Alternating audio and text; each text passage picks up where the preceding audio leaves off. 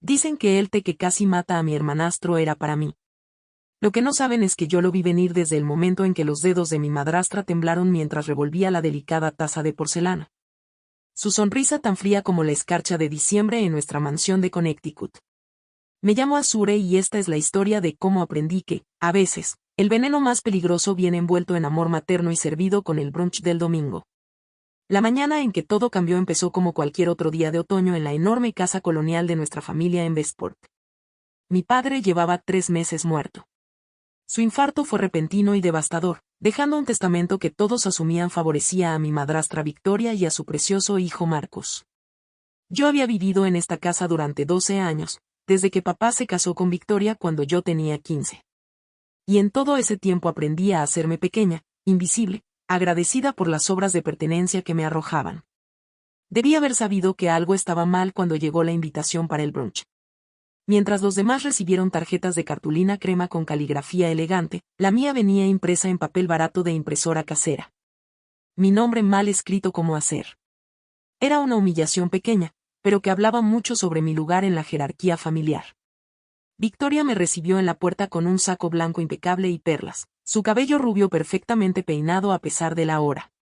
Su sonrisa nunca llegaba a los ojos, esos orbes azul hielo que siempre miraban a través de mí y no a mí. Azure, querida, dijo con voz empapada de falsa calidez. Qué lindo que pudiste venir. Justo le contaba a la prima Margaret sobre tus problemas de sensibilidad. Ya sabes lo emocional que puede ser. Sentí que me ardían las mejillas, pero mantuve la voz firme. Estoy mucho mejor, Victoria. Gracias por preguntar. La sala estaba llena de parientes lejanos y amigos de la familia. Todos vestidos con sus mejores atuendos de fin de semana. Todos tratando a Victoria como a la viuda desconsolada que representaba tan perfectamente. Me di cuenta de cómo se colocaba cerca del enorme retrato al óleo de mi padre, usando su memoria como telón de fondo para su actuación.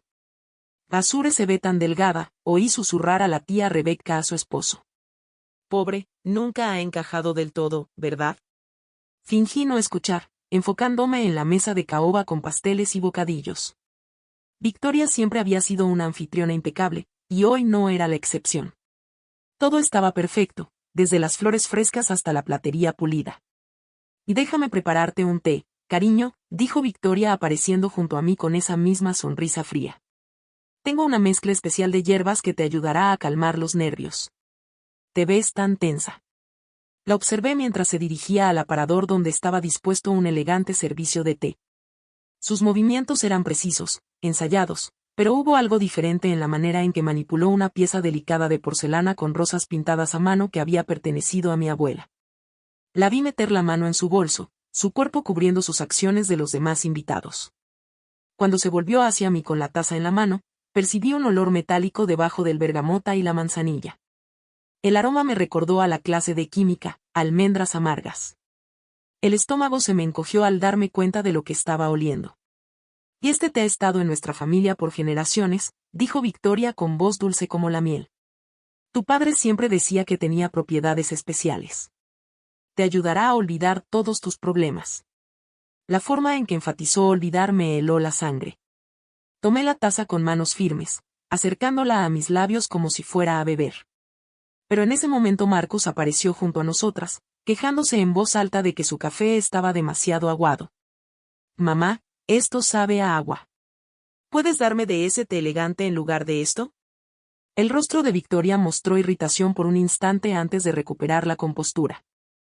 Por supuesto, cariño. Déjame solo. Todo pasó tan rápido que cualquiera habría pensado que fue un accidente. Mientras Victoria giraba para buscar otra taza, yo tropecé levemente, chocando con Marcus. En la confusión de estabilizarme y disculparme, logré cambiar nuestras tazas sin que nadie lo notara. Marcus, ya molesto e impaciente, empezó a beber el té destinado a mí. Que esto sí está mucho mejor, dijo, dando otro sorbo largo. Mamá, siempre sabes exactamente lo que necesito. Los ojos de Victoria se encontraron con los míos sobre la cabeza de Marcus. Y por un momento vi algo en ellos, sospecha, tal vez confusión. Pero solo sonrió y asintió, volviendo su atención a los otros invitados. 30 minutos después, comenzaron los gritos. Marcus se desplomó en medio de una historia sobre su último negocio. Primero se agarró la garganta, sin poder respirar. Luego vinieron las convulsiones, su cuerpo retorciéndose sobre la alfombra persa mientras espuma se formaba en las comisuras de su boca. El brunch perfectamente organizado se convirtió en caos mientras los invitados gritaban y alguien llamaba al 911. La compostura de Victoria se quebró por completo. Se arrodilló junto a su hijo, su peinado perfecto deshaciéndose mientras sollozaba. «Llamen a una ambulancia. Alguien ayúdelo». Pero incluso en su pánico, vi cómo su mirada se desviaba hacia mí, la realización y la furia creciendo en sus ojos. Ella sabía. Sabía para quién era ese té. Y sabía que no era para Marcus. Los paramédicos llegaron rápido, trabajando para estabilizarlo antes de llevarlo al hospital. Mientras lo subían a la ambulancia, Victoria me tomó del brazo con una fuerza sorprendente. «Y esto es tu culpa», me siseó al oído, sus uñas perfectamente cuidadas clavándose en mi piel. «Tú hiciste esto de alguna manera». La miré con lo que esperaba fuera inocencia confundida. «Victoria, no entiendo». «¿De qué hablas?» «Marcus estaba tomando el té que tú preparaste para mí». Su rostro se puso pálido al darse cuenta de lo que casi admitía frente a los invitados. Soltó mi brazo y se dio la vuelta, pero no antes de que yo viera el odio puro ardiendo en sus ojos. «Esa noche recibí un mensaje de un número desconocido. Debió haber sido tú». A la mañana siguiente llegó otro golpe. El abogado de mi padre, Harrison Black, apareció en mi pequeño departamento en el centro de Stanford, donde yo vivía desde que me gradué de la universidad. Esperaba que viniera a darme noticias del testamento de papá, probablemente confirmando que Victoria heredaría todo como la viuda sobreviviente. En cambio, me entregó una llave de bronce antigua y una hoja con una dirección en Hartford. «Tu padre no era un tonto, Azure», dijo Blake con el rostro serio y ajado. Sospechaba la verdadera naturaleza de Victoria mucho antes de morir. Me dijo: «Si algo me pasa, dale la llave a Azure. Ella es la única que sabrá qué hacer con lo que hay adentro». Mis manos temblaron al tomar la llave. «¿Qué es esto?» «Una caja de seguridad que tu padre rentó bajo otro nombre 6 meses antes de morir». Dijo que Victoria creía haber destruido toda evidencia de su verdadero testamento, pero tu padre siempre creía en tener un plan de respaldo. El trayecto a Hartford se sintió interminable. Mi mente giraba entre posibilidades y temores. ¿Qué había descubierto mi padre sobre Victoria? Y, más importante aún, ¿qué había hecho para protegerme? El banco era pequeño y anticuado, del tipo que valora la discreción por encima de la publicidad llamativa. La caja de seguridad estaba en la bóveda del sótano, y cuando giré la llave, se me cortó la respiración. Adentro no solo estaba una copia del verdadero testamento de mi padre, en el que claramente me dejaba toda la herencia, incluyendo el negocio familiar y todos los bienes. También había una pequeña grabadora digital y un diario encuadernado en cuero con la letra de mi padre. Reproduje la grabación con manos temblorosas. La voz de mi padre llenó la pequeña sala, clara y decidida. «Si estás escuchando esto, Azure, significa que ya no estoy y que probablemente Victoria ha intentado quedarse con todo. Quiero que sepas que he conocido su verdadera naturaleza desde hace años. Contraté a un investigador privado después de encontrar evidencia de que ella me envenenaba lentamente con pequeñas dosis de arsénico en mi café, lo suficiente para debilitar mi corazón con el tiempo». La voz de mi padre continuó, detallando años de manipulación y abusos que yo jamás había sospechado. Victoria había planeado su muerte durante años, debilitándolo poco a poco mientras se posicionaba como la esposa devota. El diario contenía copias de estados de cuenta, correos electrónicos e incluso fotos de Victoria reuniéndose con su cómplice. Pero la prueba más condenatoria era una grabación de una conversación entre Victoria y Marcus de apenas unas semanas antes de la muerte de mi padre. «Y el viejo por fin se está poniendo sospechoso», la voz de Victoria sonaba clara por el altavoz. «Tenemos que movernos más rápido». «¿Y qué hay de Azure?», preguntó Marcus. «Ella va a heredar todo según el testamento real. No te preocupes por ella. Tengo planes para la dulce y pequeña Azure». Una hijastra afligida, superada por la culpa por la muerte de su padre, decidiendo acabar con su propio sufrimiento. Es bastante trágico, la verdad. Sentí náuseas al escuchar su conversación casual sobre mi asesinato. Estas personas habían vivido en la misma casa que yo por años, habían cenado conmigo, habían fingido preocuparse por mi bienestar, mientras planeaban matarme por dinero. De regreso a casa, un SUV negro apareció en mi retrovisor, siguiéndome demasiado cerca mientras manejaba por la autopista. Cuando cambié de carril, me siguió. Cuando aceleré, igualó mi velocidad. Al acercarme a la salida hacia mi departamento, el SUV aceleró de golpe, chocando contra mi defensa trasera con tanta fuerza que mi auto giró hacia la barra de contención. Logré recuperar el control y salir en la siguiente salida, con el corazón desbocado mientras el SUV desaparecía entre el tráfico. Era un mensaje claro. Victoria sabía que había encontrado algo, y ya no estaba interesada en venenos sutiles. Mi departamento estaba saqueado. Cada cajón abierto, cada closet revisado, cada mueble volteado. No se habían llevado mi laptop ni mis joyas. Buscaban algo específico, algo que creían que yo había encontrado. No podía quedarme ahí. Me registré en un motel barato al otro lado de la ciudad y llamé al señor Black, contándole todo lo que había descubierto.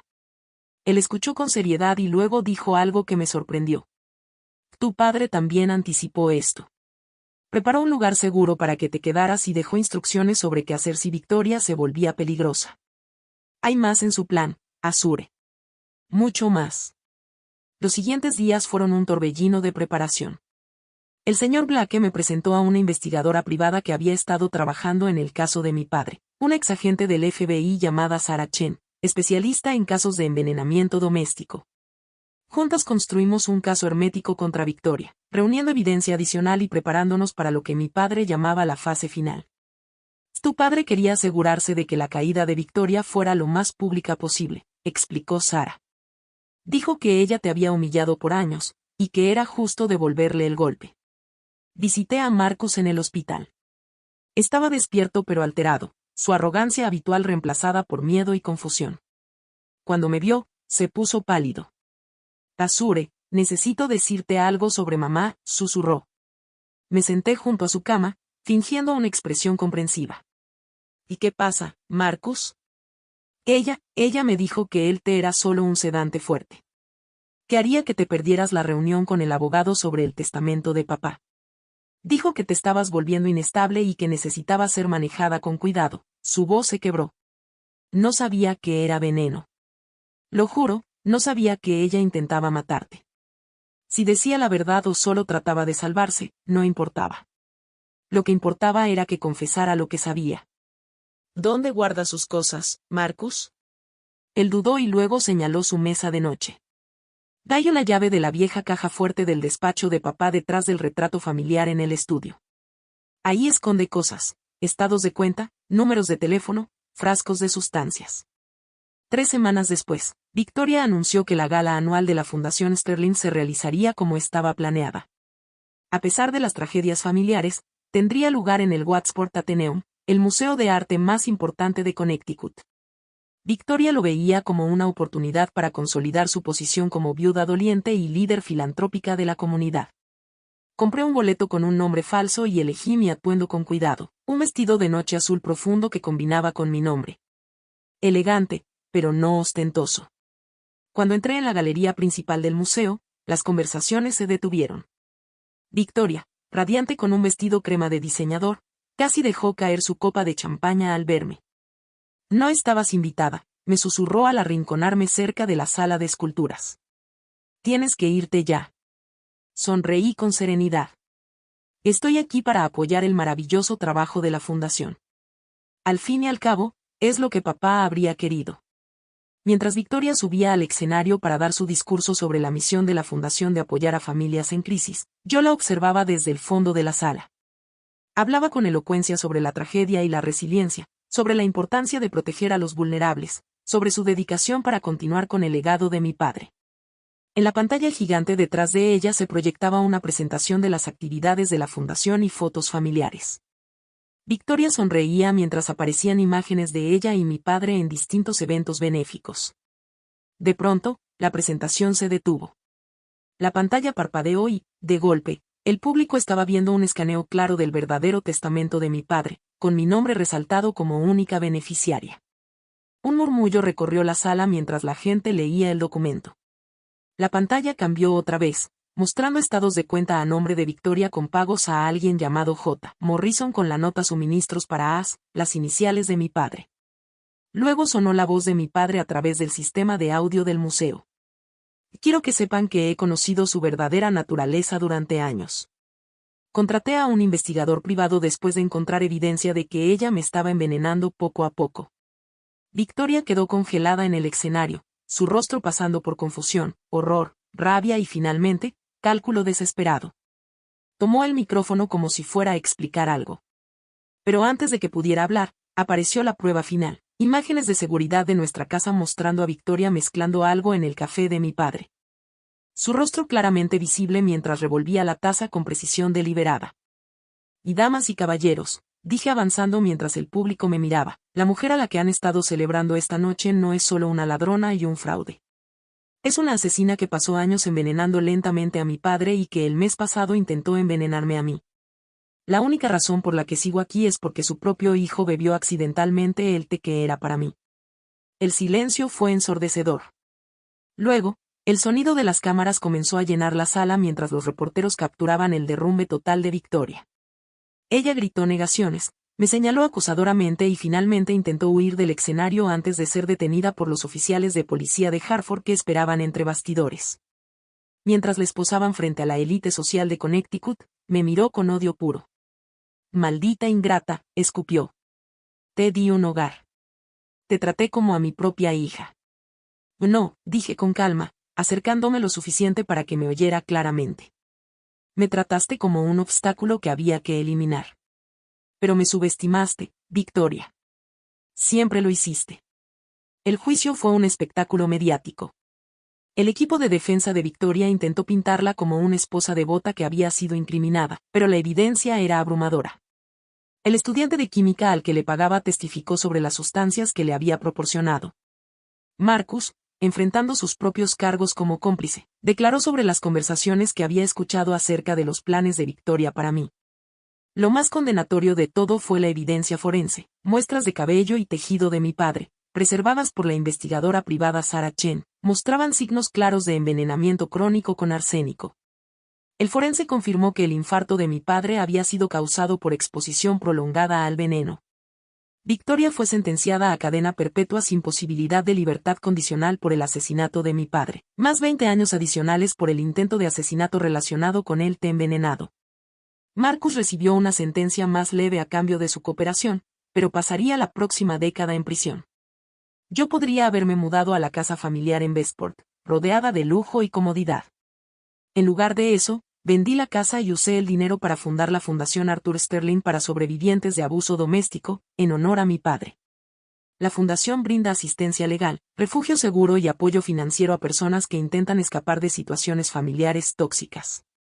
6 meses después de la condena de Victoria, estaba sentada en mi nueva oficina en el centro de Hartford, mirando el horizonte de la ciudad.